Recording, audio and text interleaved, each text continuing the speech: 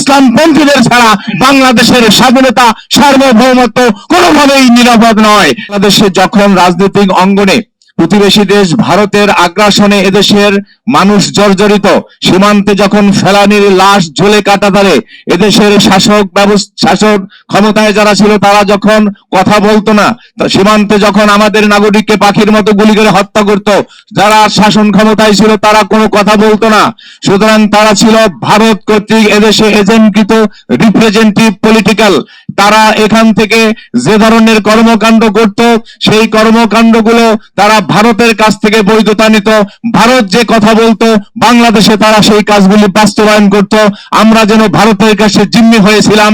সুতরাং আজকের যারা রাজনীতি করেন বাংলাদেশের আকাশ বাতাস, বাংলাদেশের এই ভূমি ব্যবহার করে যারা রাজনীতি করছেন তাদেরকে হুঁশিয়ারি উচ্চারণ করে বলতে চাই, বাংলাদেশে আপনারা বিগত দিনে বড় বড় রাজনৈতিক দলের পরিচয় দিয়েছেন, নিজেদেরকে বড় সংগঠন বলে এদেশের মানুষকে ধোঁকা দিয়েছেন। আমরা তা প্রমাণ পেয়েছি।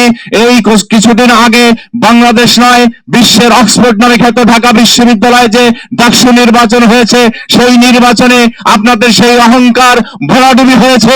আপনারা সেখানে পরাজিত হয়েছেন লজ্জিত ভাবে, এবং বাংলাদেশে জাতীয় নির্বাচনেও আপনারা লজ্জিত ভাবে পরাজিত হবেন।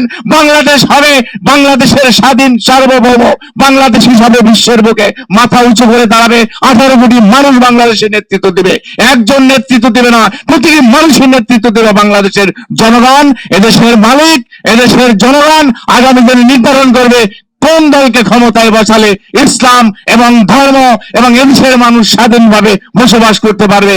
ইতিমধ্যেই জনগণ তার নির্ধারণ করে নিয়েছে।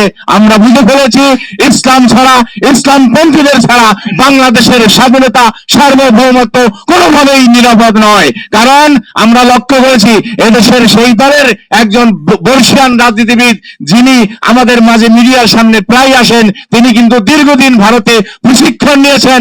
ভারত তাকে খাওয়ায়ে পড়িয়ে মোটা তাজা করে আবার বাংলাদেশে পাঠিয়েছেন ভারতের এজেন্ডা বাস্তবায়ন করার জন্য। আমরা বলতে চাই বন্ধুগণ, আপনার চেহারা বাংলাদেশের জনগণ দেখতে চায় না। আপনি মিডিয়ার সামনে আর কথা বলবেন না। ভারত আপনাকে কি কি শিখিয়ে দিয়েছে এইটা স্পষ্ট করেন। কি আপনাকে খাওয়াইছেন? আপনি কি গরুর গোশত খেয়েছেন না অন্য কোনো গোশত খেয়েছেন? এটাও মানুষ জানতে চায়। সুতরাং স্পষ্ট করে বলতে চাই, আপনাদেরকে রাজনীতি স্পষ্ট করতে হবে। বাংলাদেশের রাজনীতি করতে হলে এদেশের ধর্ম, কর্ম, কৃষ্টি, কালচার মেনেই রাজনীতি করতে হবে। এবং আপনারা বলেছেন আমরা ধর্মীয় রাজনীতি করি না, তাহলে এদেশের মানুষ 90% মানুষ মুসলমান, মুসলিম অধ্যুষিত বাংলাদেশে বসবাস করে। আপনি অন্য ধর্মের এজেন্ডা বাস্তবায়ন করবেন আর ভোটারদের কাছে গিয়ে ভোট চাবেন, এটি আগামী দিনে আর হবে না। আগামী দিনে ইসলামপন্থীদের সাথে আমরা আছি, থাকবো, এবং তাদের সাথেই বাংলাদেশের জনগণ আছে। ইনশাআল্লাহ আগামী দিনে ইসলামের সরকার হবে এবং কোরআন এবং হাদিস দিয়ে পার্লামেন্ট চলবে।